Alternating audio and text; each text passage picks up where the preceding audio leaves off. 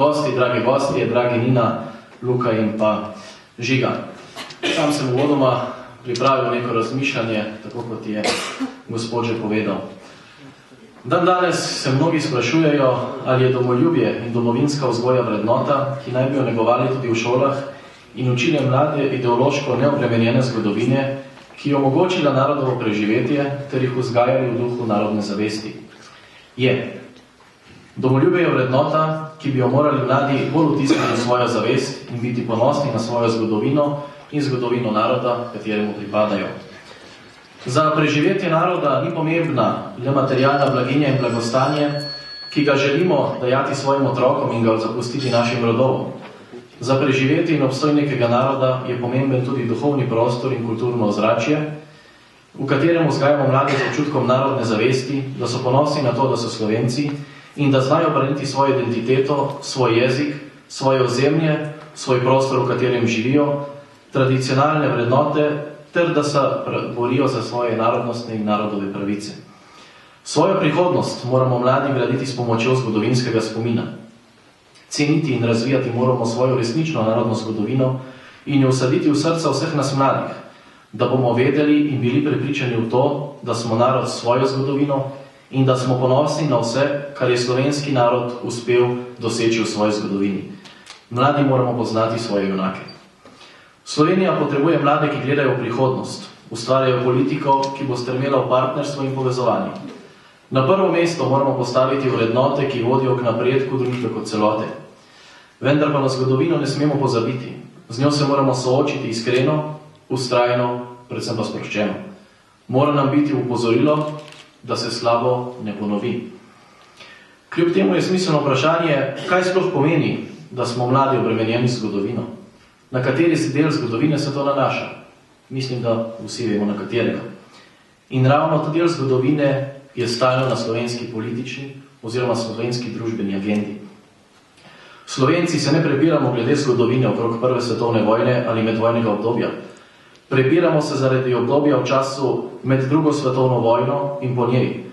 Kot posameznik, ki že dlje časa spremlja politiko, v njej pa sem trenutno tudi aktivno prisoten, težko razumem, da se ob vsakodnevnih temah vedno prepiramo glede slovenske polpretekle zgodovine, pa tudi če tema, ki je na dnevnem redu v parlamentu ali kje drugje, zgodovino sploh nima povezave.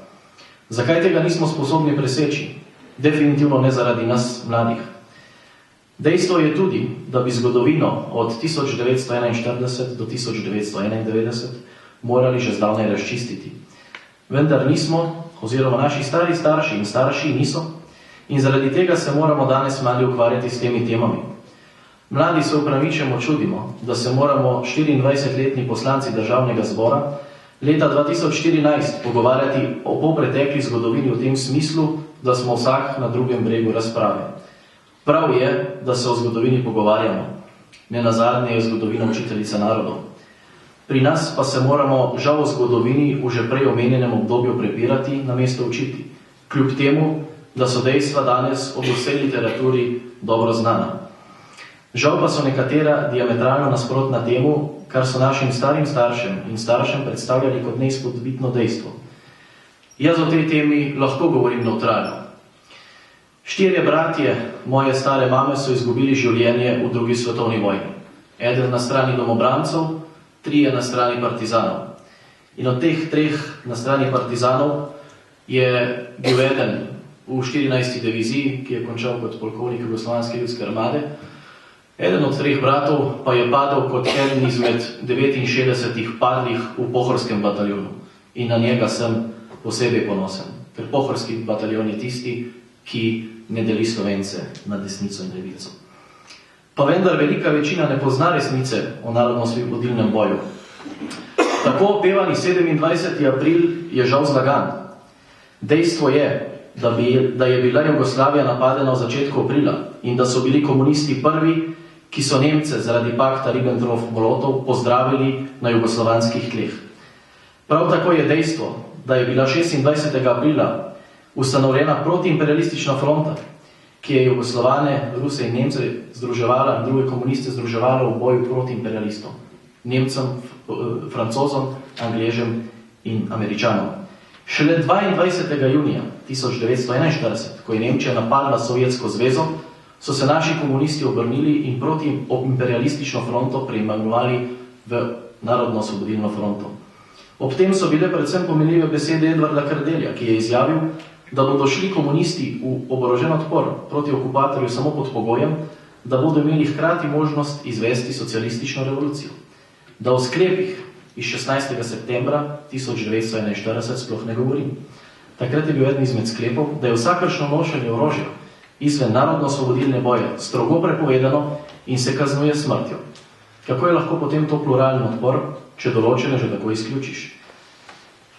Dejstvo je, da so komunisti izrabili vojno in naščuvali Slovence enega proti drugemu in tako izvedli revolucijo ter prevzeli oblast.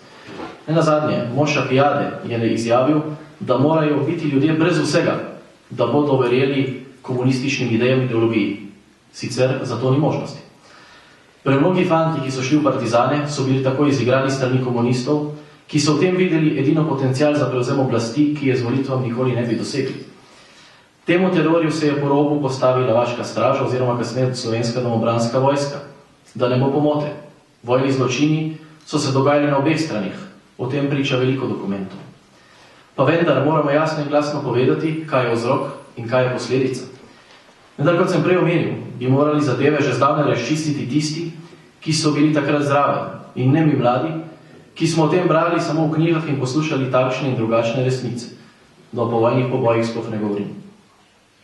Vse to so teme, ki mlade obremenjujejo še danes. Kljub temu, da danes mladi o tem zamahnejo roko in pravimo, kaj se zopet spogovarjamo o tej zgodovini. Deloma imamo prav. Mlade danes zanima, kako bomo doštudirali, kje dobili službo, kako dobili svoje stanovanje, si ustvarili družino, se bomo osvojili in tako naprej. Rekli bi lahko, da je zgodovina zadnja skrb, ki nas omejuje.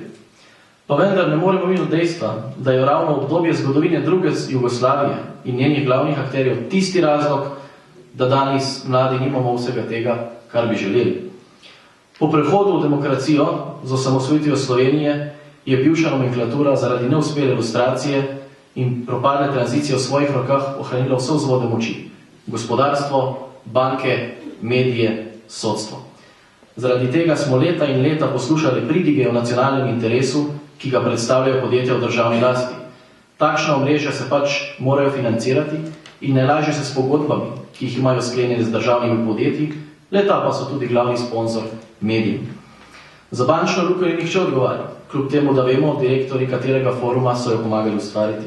Da o sodstvu sploh ne izgubljam besed. Imeli smo ilustracijski zakon, po katerem sta bila ilustrirana le 2 sodnika. Predsednik Vrhovnega sodišča Branko Masleša je eden izmed sodnikov, ki so zadnji v Jugoslaviji nekoga obsodili na smrt. Danes je predsednik Vrhovnega sodišča Republike Slovenije. Zvonko Fišer je v prejšnjem režimu preganjal duhovnika, ker sta blagoslovila in postavila križ po vojni pobiti. Danes je generalni državni tožilec Republike Slovenije. Da ne govorimo o ostalih sodnikih in tožilcih, ki so v prejšnjem režimu in tudi danes eklatantno kršijo človekove pravice, pa še vedno zasedajo odgovorne funkcije v naši državi. Ti ljudje bi morali nemudoma zapustiti svoj položaj. Rešitev za Slovenijo vidim predvsem v nas mladih. Treba je dokončno nastaviti ogledalo preteklemu režimu in povedati oboje, tako negativne kot pozitivne lastnosti.